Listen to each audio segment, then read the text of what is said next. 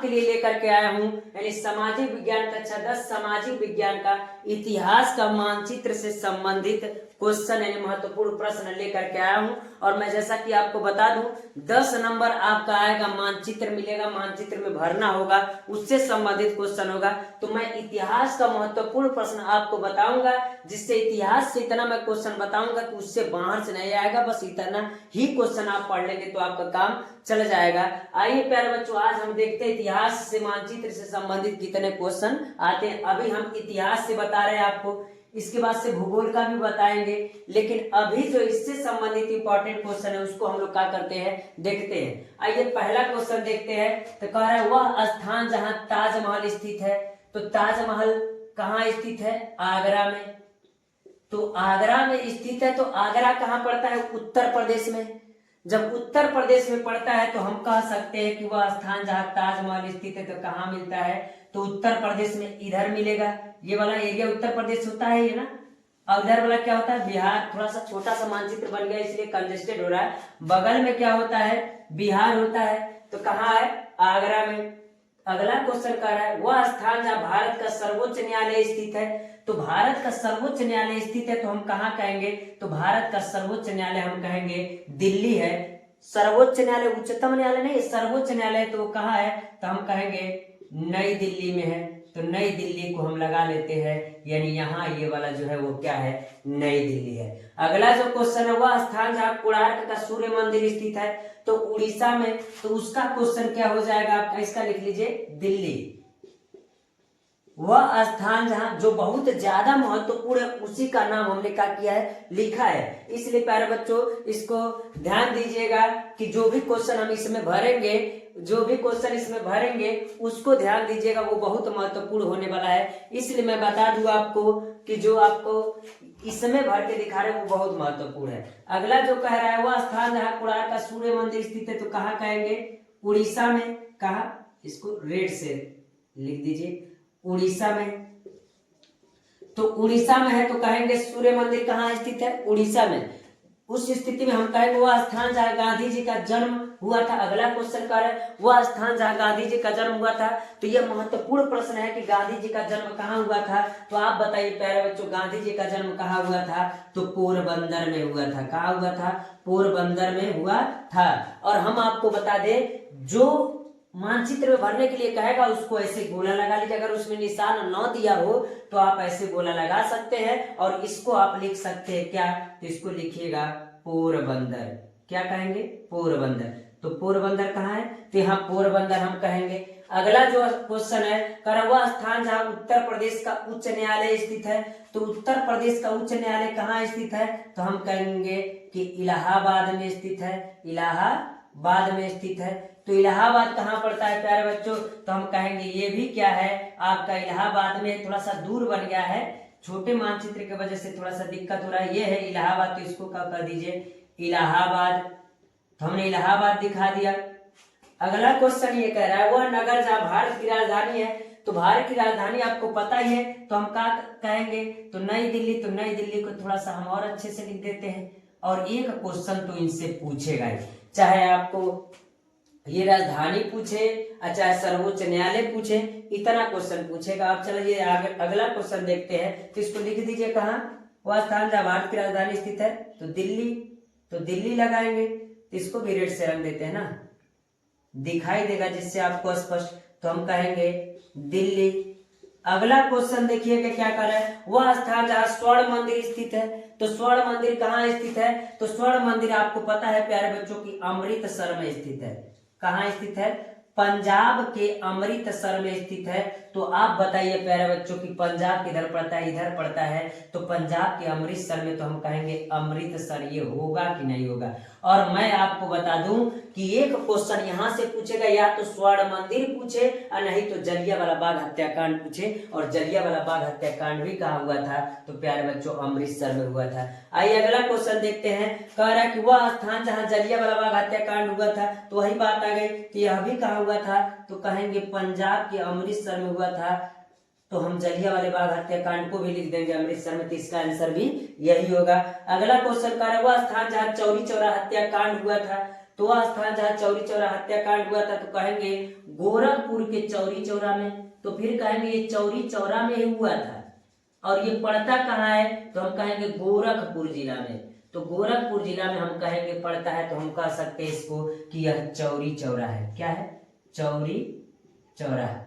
आपको पता ही होगा कि चौरी चौरा हत्याकांड जो हुआ था चौरी चौरा में हुआ था और वो चौरी चौरा गोरखपुर में स्थित है। आइए प्यारे बच्चों, आपका अगला क्वेश्चन जो है वो है, अगला जो क्वेश्चन है प्यारे बच्चों आपका है, इसमें 10वां क्वेश्चन, पहला नहीं 10वां क्वेश्चन कह रहा है वह स्थान जहाँ कुतुब मीनार का है स्थित है। तो कुतुब मीनार भी कहाँ स्थित है, तो हम कहेंगे प्यारे बच्चों दिल्ली में स्थित है। तो दिल्ली तो जानते ही आप कहाँ है। अगला जो क्वेश्चन कर रहा है वह स्थान जहाँ नील की खेती के लिए आंदोलन हुआ था। तो नील की खेती के लिए आंदोलन कहाँ हुआ था, तो बिहार में हुआ था, जिसे हम चंपारण कहते थे। तो कहाँ लिखेंगे, चंपारण में लिखेंगे। तो हम आपको चंपारण लिख देते हैं प्यारे बच्चों।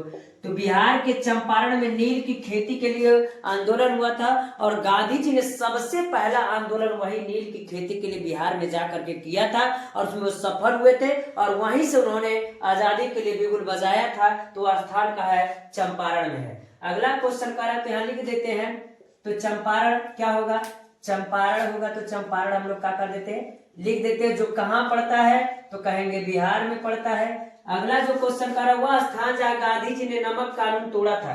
तो वह स्थान जहाँ गांधी जी ने नमक कानून तोड़ा था, तो नमक कानून जो तोड़ा था गांधी जी ने दांडी में तोड़ा था। तो दांडी को कहाँ दिखाइएगा। और मैं आपको बता दूं प्यारे बच्चों, गांधी जी से संबंधित क्वेश्चन ज्यादातर इधर से ही पूछता है। एक तो चंपारण हो गया, बिहार वाला वो अलग हो गया।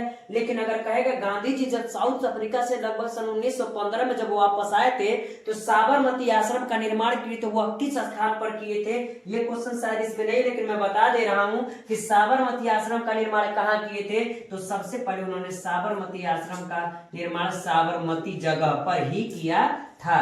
तो ये और एक बार पोरबंदर में गांधी जी का जन्म हुआ था, वो क्वेश्चन आपके लिए इंपॉर्टेंट है। आइए अगला क्वेश्चन देखते हैं। वह स्थान जहां कांग्रेस ने नमक कानून तोड़ा था, तो छोड़ दिए, तो दांडी लिख दीजिए, कोई दिक्कत नहीं।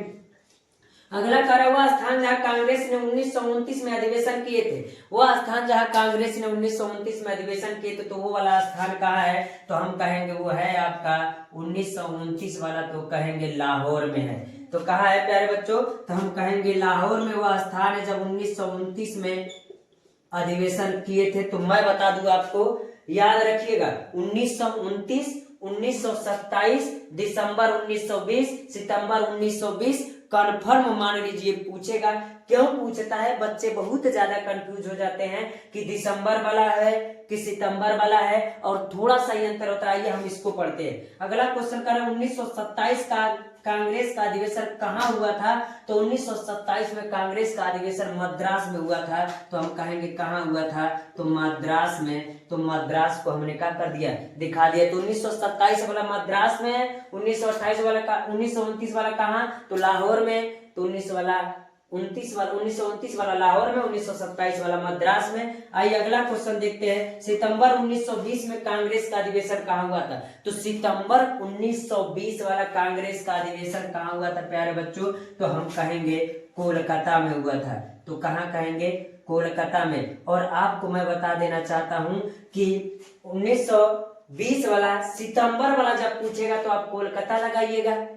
अगर उसी में कहेगा कि दिसंबर 1920 वाला कांग्रेस का अधिवेशन कहाँ हुआ था, दिसंबर 1920 वाला जो कांग्रेस का अधिवेशन हुआ था वो आपका नागपुर में हुआ था। तो प्यारे बच्चों ये भी आपका क्या है, इंपॉर्टेंट है। जो 1920 दिसंबर वाला हुआ था वो कहाँ हुआ था, तो आपका नागपुर में हुआ था। और सितंबर वाला कहाँ हुआ था, तो सितंबर वाला कहाँ हुआ था, तो हम कहेंगे कोलकाता में हुआ था। इस प्रकार आपका क्वेश्चन रहेगा। तो 1920 वाला हम लगा देते हैं कि कहाँ हुआ था, दिसंबर वाला तो नागपुर में कहेंगे।